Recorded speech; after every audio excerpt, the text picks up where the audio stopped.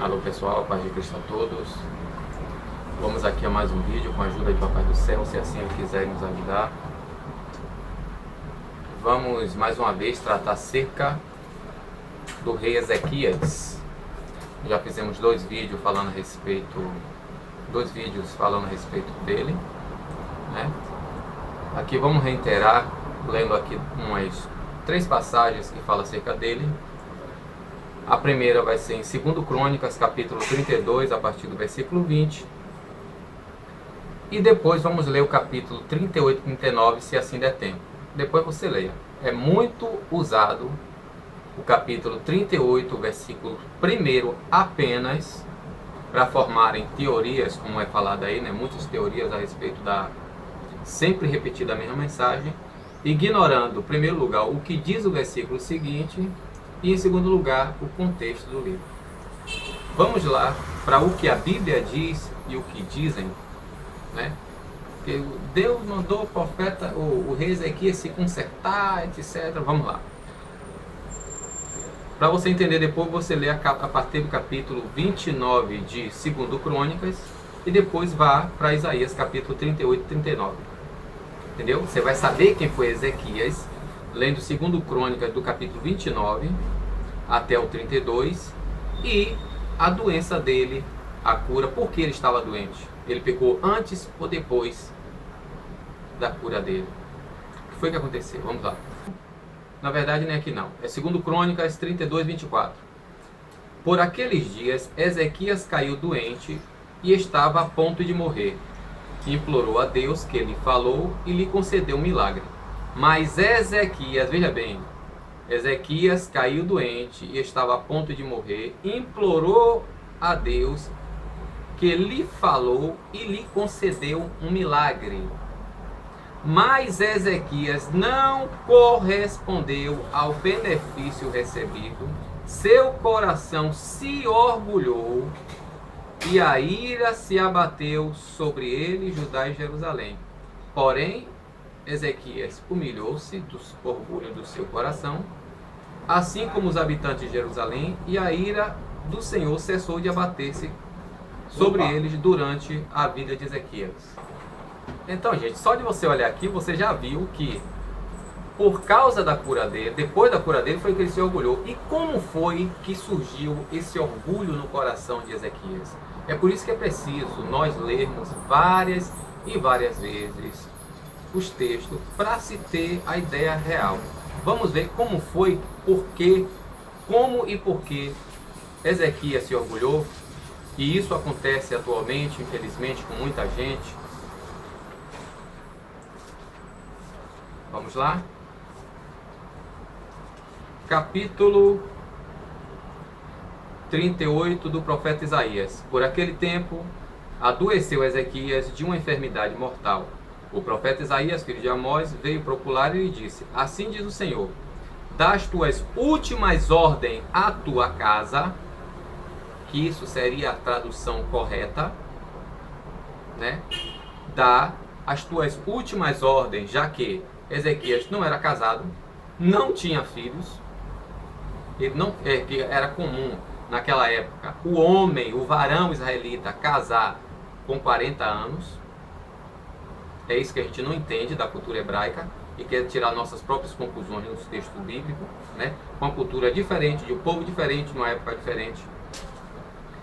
Então ele agora, depois de fazer tudo o que ele fez, que está lá descrito a partir do capítulo 29 de 2 Crônicas, você vai saber quem foi Ezequias de fato. Aí a pessoa pega um versículo isolado e até difama o rei Ezequias.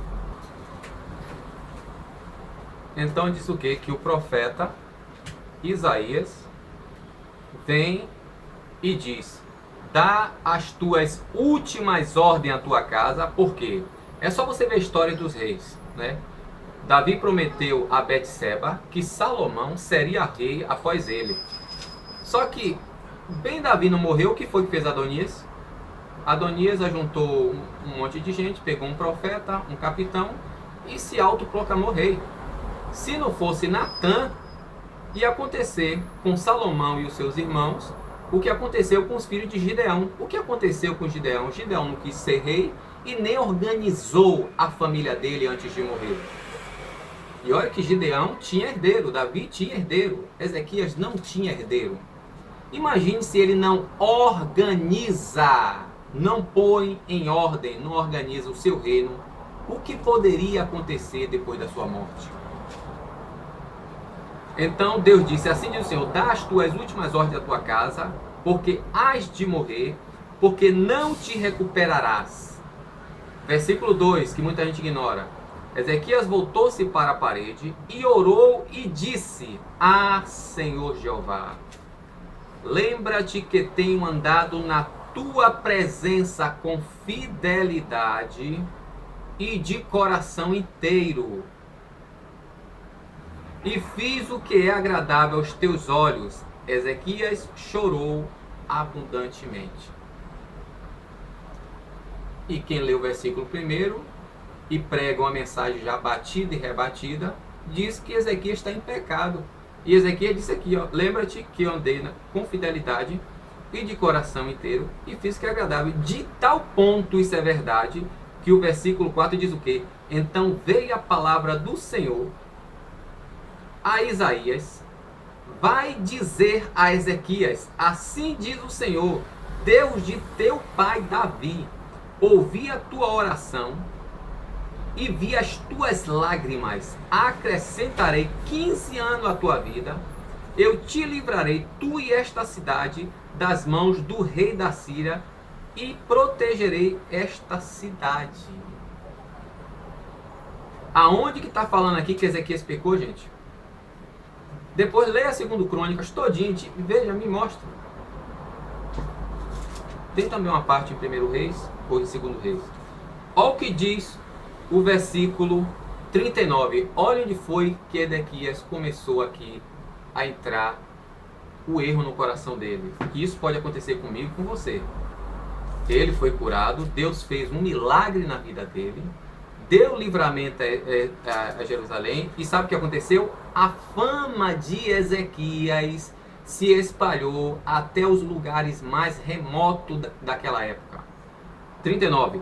Por esse tempo, Merodach Baladã, filho de Baladã, rei da Babilônia, enviou, aqui o capítulo 39 de Isaías, viu gente? Eu só li até o versículo 5 e 6, porque aqui vai o canto que não interessa agora, neste momento, o contexto. Por esse tempo, Merodach Baladã, filho de Baladã, rei da Babilônia, enviou cartas e um presente a Ezequias, pois sabera que tinha estado doente e se restabelecera. Ezequias alegrou-se com isto e mostrou a sua casa do tesouro, a saber, a prata, o ouro, os perfumes, o óleo fino, bem como todo o seu arsenal, tudo que se encontrava entre os seus tesouros. Nada houve em seu palácio e no seu domínio que Ezequias não lhe mostrasse. Gente, soberba da vida.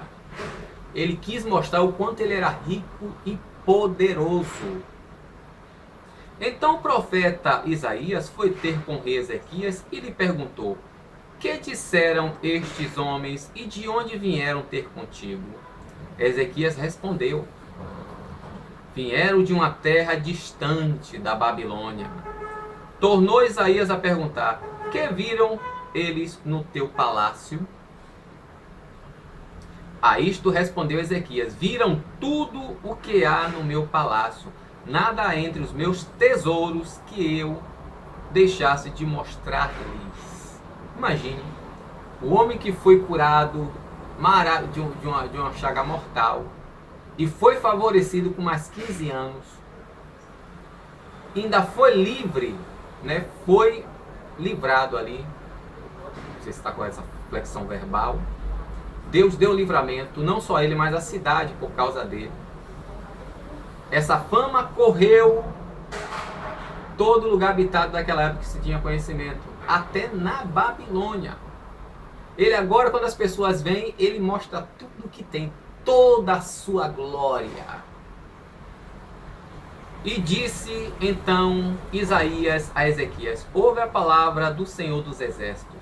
Dias virão em que tudo que há no teu palácio, o que os teus pais entesouraram, até este dia, será levado para a Babilônia. Nada será deixado, diz o Senhor. Dentre os teus filhos nascidos de ti, dos que tu geraste, tomarão eles para seres eunuco no palácio do rei da Babilônia. Então Ezequias respondeu a Isaías: boa é a palavra do Senhor que acaba de pronunciar. Com efeito, dizia ele consigo mesmo: nos meus dias haverá paz. Ainda se mostrou egoísmo na vida dele. Se é dele implorar pelos filhos dele, ele diz: ainda bem que no meu... Ele falou consigo mesmo. O versículo diz assim, ó, versículo 8: dizia ele consigo mesmo: nos meus dias haverá paz. Então, gente, o pecado de Ezequias foi depois da consequência do que Deus fez na vida dele, foi que veio a soberba. Pessoas aí que não, sabe?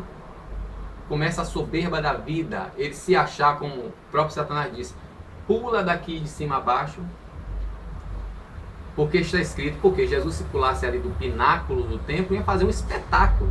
Só que o espetáculo determinado para a vida de Cristo era o quê? A cruz. Não era alguém ver que ele era o Messias que faz coisas estupendas que hoje todo mundo busca milagres. Não. Também disse: ajoelha aqui diante de mim que eu te dou tudo isso que você está vendo aí. Ó. Então, o pecado de Ezequias foi após a doença e cura dele, e não antes. Por isso que é importante não se ficar repetindo mensagem dos outros, nem o que os outros falam. É mistério que você vá averiguar, em primeiro lugar, a veracidade. Segundo, o que aquele texto quer dizer. E terceiro, você compreender o significado.